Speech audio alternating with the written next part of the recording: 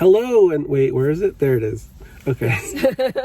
Hello, and welcome to Reels on Wheels. My name is Justin. I'm Aireen. And today we are bidding farewell to the Guardians of the Galaxy and James Gunn as he makes his way to the DCU to hopefully fix that. I don't know. That's another video. How are you feeling about this one? I'm excited. I'm really excited. I did my homework before you sent me the recap. Oh, okay. I had already rewatched everything. Oh, wow. Really? I know. I was very shocked at myself. Wow, that's cool. Right? Yeah. And how did they play? It went really well, almost as if the movies were made like very close together. Like that through line is fantastic. Yeah, the holiday special. The holiday special. That happened. Yes. Mantis is Peter's half sister. Yeah, so that was a nice little a new relationship we can explore. I'm excited about. All that stuff leads into volume 3. Volume 3. So we're here.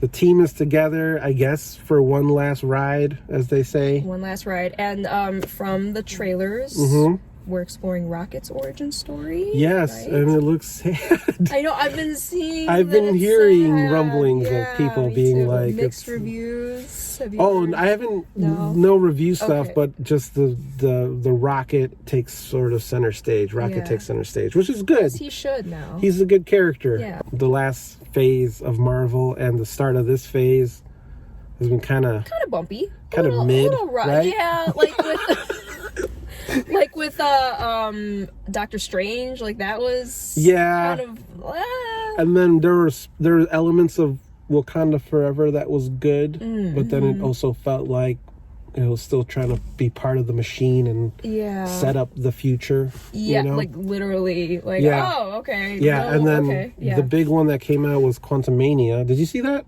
No, I haven't seen that. Okay. Okay, yes. I thought that one was kind of fun. Okay.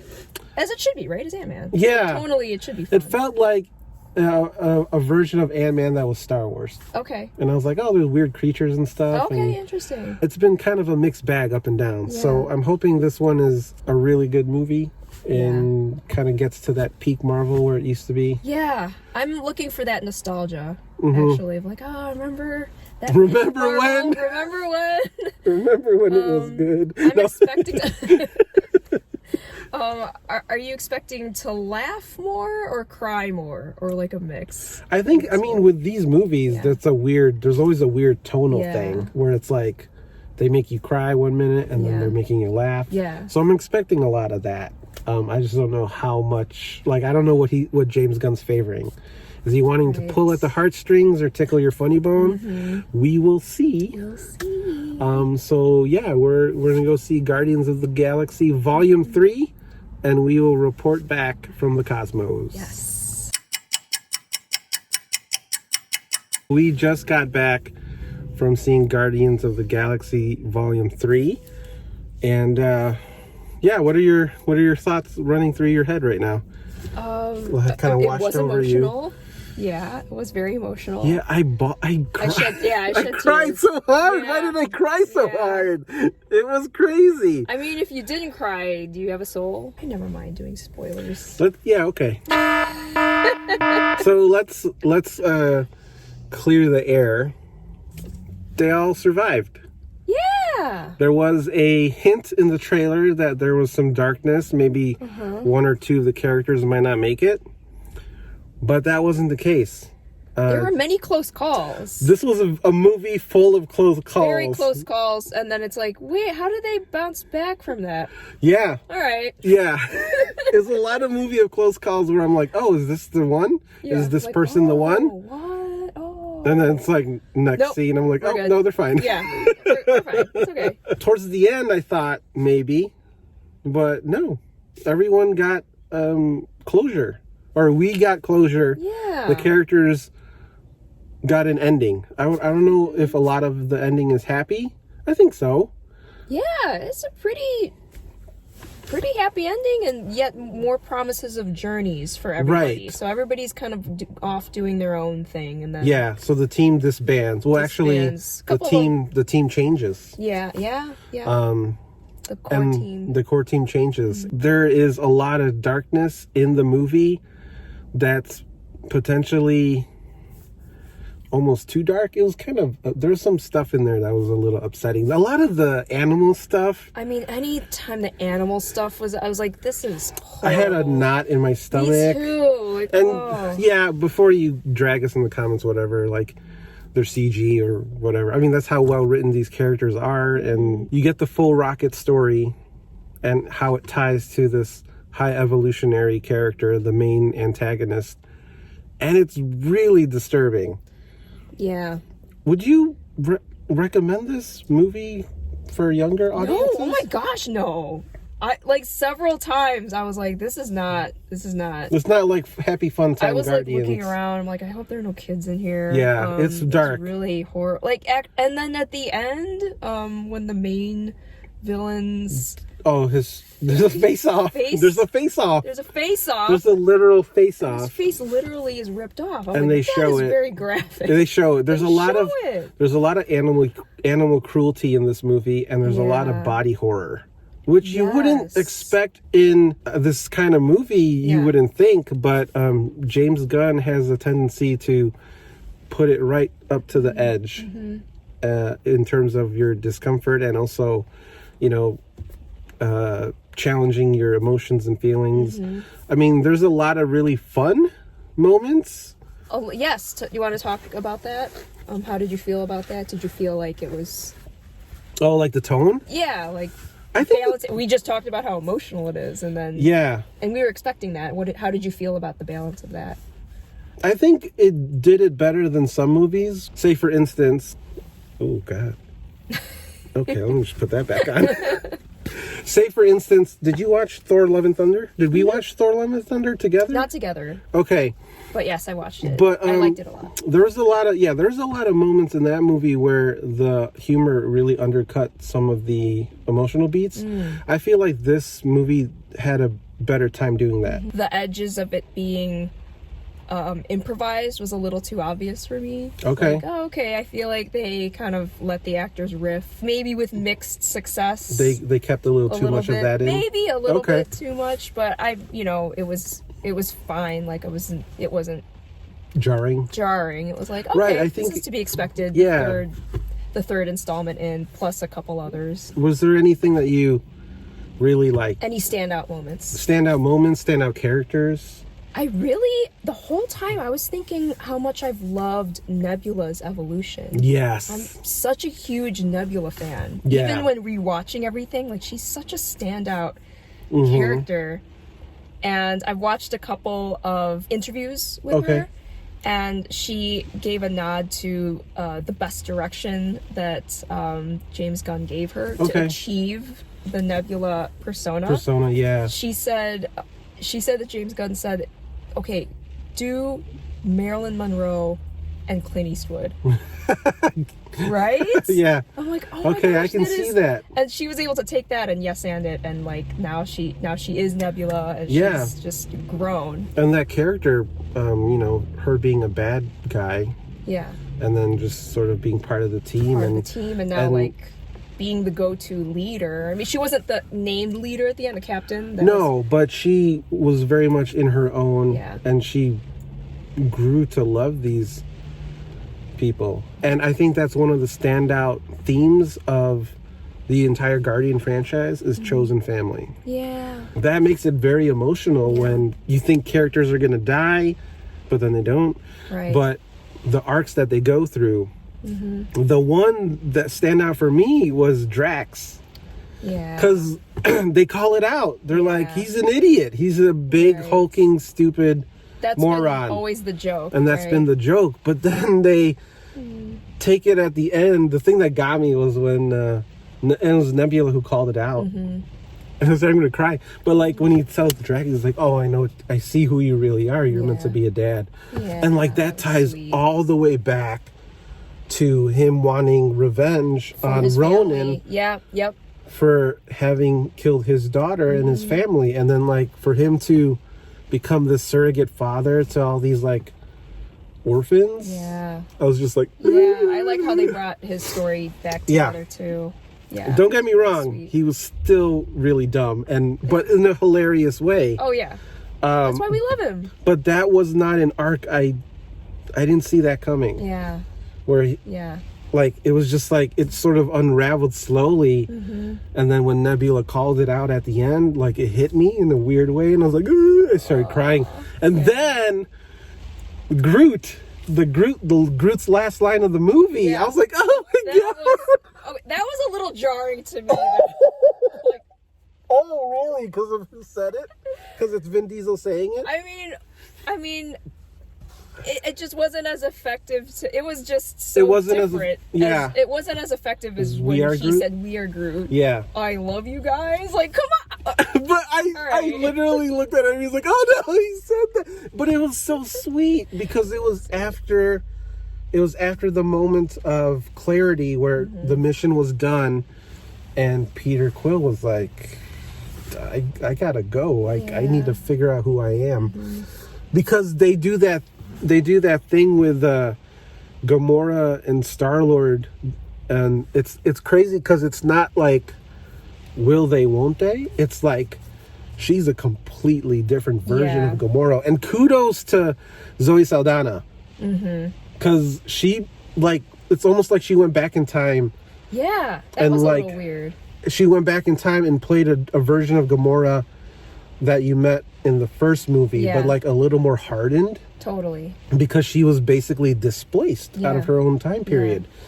And so it's really heartbreaking for Quill to latch on to a love that doesn't love him back. I know. And so it's, I don't know, it was really well written. It was. I'm glad that they didn't try to rekindle that. I'm glad that they just kind of left it as, hey, I miss you. And he did kind of go, like, maybe we could, and she was like a hard She was like, no. And she didn't even know the real name. It's like Quinn. Yeah, it's Quinn. Like, it's Quill. It's Quill. But the end, they had that exchange, and then that made me cry, too, where he was like, or she even said it. They had their backs towards each other like this. Yeah. It was very Vin Diesel rock. Totally. From Fast 6. When they were not looking at each other in the eye. But, like, Gamora says, I bet we were great. Yeah. So she kind of acknowledges, finally. Like, I acknowledge we did have a past. Yeah. But it's not a past that I share with you. Now. Yeah. So, I didn't think I would get as emotional. It was so emotional. Even Nebula cried. Talking about her evolution. And just the idea of them trying to save... The whole movie is just them trying to save Rocket's life. It is. And during that time, you're getting to see Rocket's backstory, and you're figuring out why he's such a complex character. And it's because he was an experiment. Something that was to be thrown away if it wasn't successful. And he met friends in there. And the friends all died.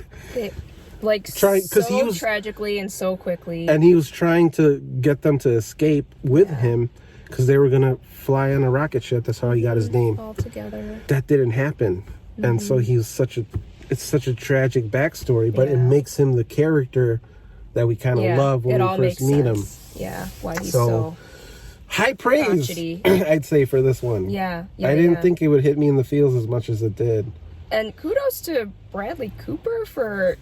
I mean, to be the voice of that, we don't even see his face at all, but it's just all expressed through, and the whole team, like the CG team, and just for us to feel so much attachment to this character over the course of three plus whatever movies. And I like how he finally embraces when he sees the nameplate when he rescues all the raccoons that haven't been experimented on yet. And it says it's a raccoon, and then he's in this showdown with the High Evolutionary at the end, and he keeps calling him his experiment number throughout the whole movie, and then you're right, he embraces it. He's like, my name's Rocket Raccoon. And then they kick the shit out of him and remove his face. As a team, that was really cool. They each got their shot, and they literally. And then Gamora is Gamora. It's not the last kill. It was the crazy Gamora. She pulled off the face, she, and it was enjoyed it. It was not the same. It's not the same Gamora, and I like that they leaned into that, and they're like, no, Quill doesn't get the girl anymore,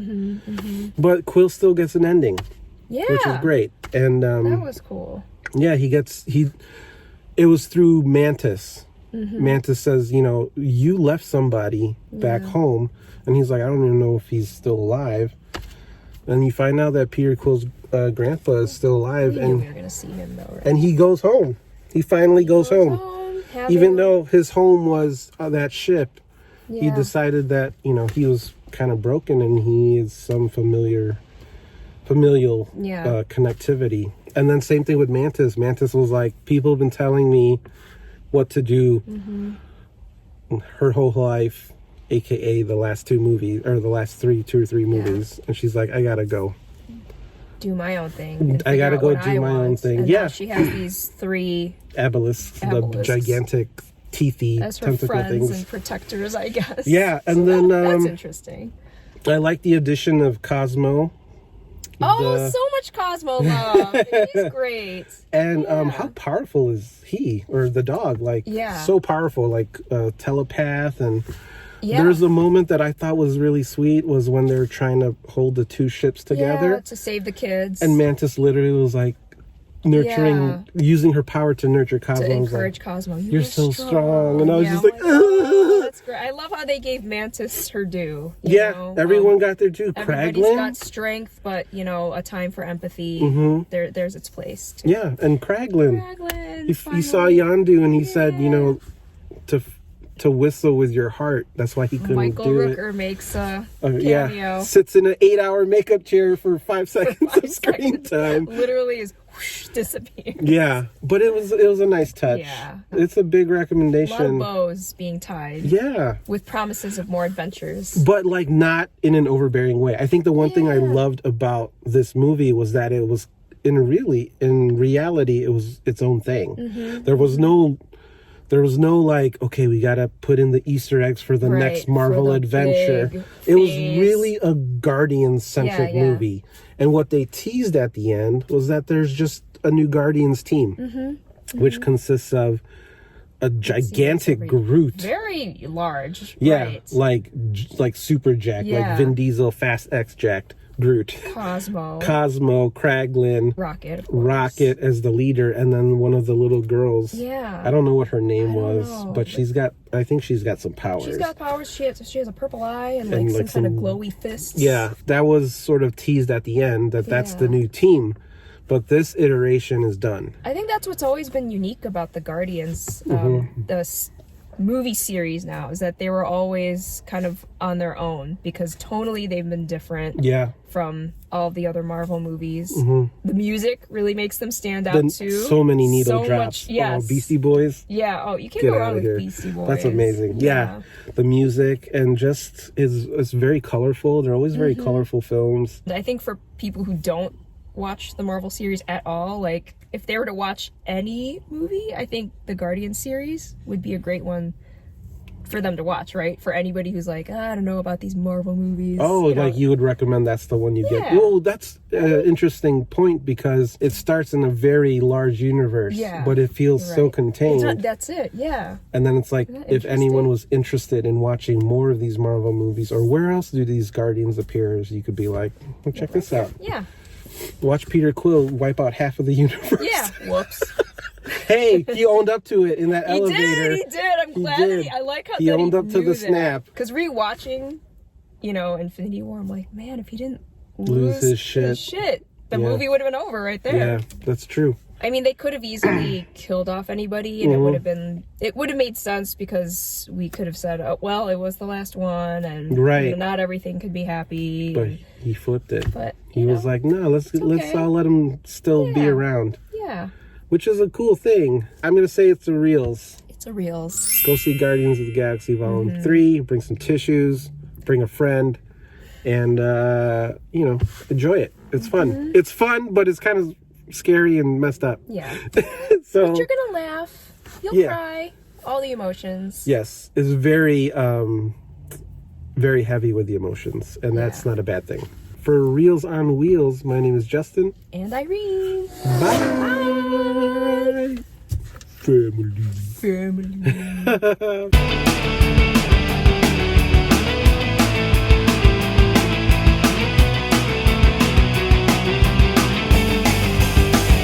When I saw Lila on screen, I was like, oh, maybe I'll have like an adventure or two together. Bang! And I'm like, what?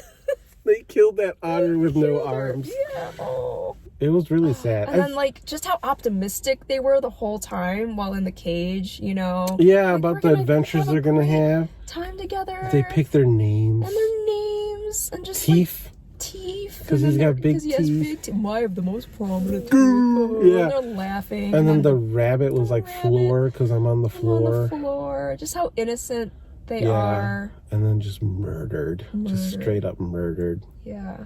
That's jacked up. You know what? We haven't talked about Adam Warlock at all. That was supposed to be his big thing. Let's go. Let's talk Adam Warlock. And how much we don't care about him. He was useless. They teased him at the end. There was going to be so much about him. And like, they try to explain it away. They're like, oh, you released him from his cocoon early. He's but a child. He's like a moron. He's really dumb. So dumb. Yeah. And they got that actor to play him. Like, granted, he's like really jacked. He did a really good job. Yes. But you thought Thor from Love and Thunder was dumb? Like, this dude was so dumb. I mean, this series has a soft spot for lovable dummies. Yeah, like buffoons, right? The lovable buffoons. Yes, and I guess the Sovereign, his mother, is just dead now. They just killed her off. So. And you're right, though.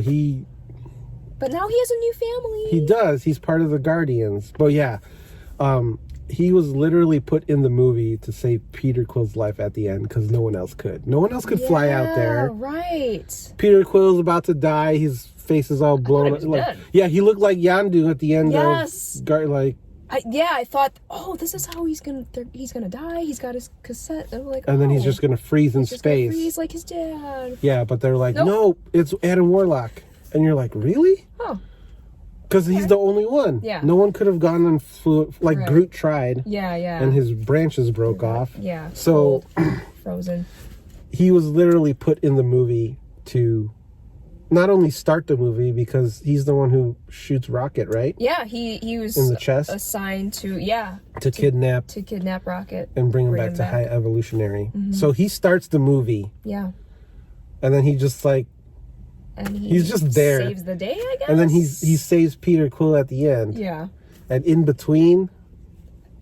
Pretty useless. Yeah. He just flies around as a big fiery ball.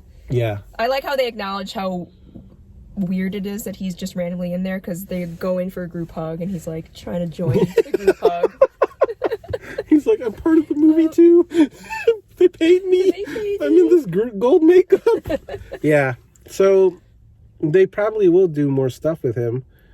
And I'm sure people on the internet are going to be mad because he's not the Adam Warlock from the comics who got to wield the Infinity Gauntlet. Oh, okay. So yeah, so that's why he's a big deal. But then what they did with him in the movie is not that. He was basically just a plot hole device. Okay. Like, how are you going to save Peter Quill? Put him in there. Okay. Yeah. So. Well, I'm interested to give him a chance and to see how he will become part of the family and how he will evolve. Hopefully. So, yeah, maybe they'll figure something out for him. Because, the whole time he was on screen, I was like, ooh. Like, I know. I know. I feel like he knows. I was like, it come too. back to the animal torture. Adam Warlock, whatever. That's what it says in his poster. He's like, all the Guardians posters, his says, whatever. Whatever.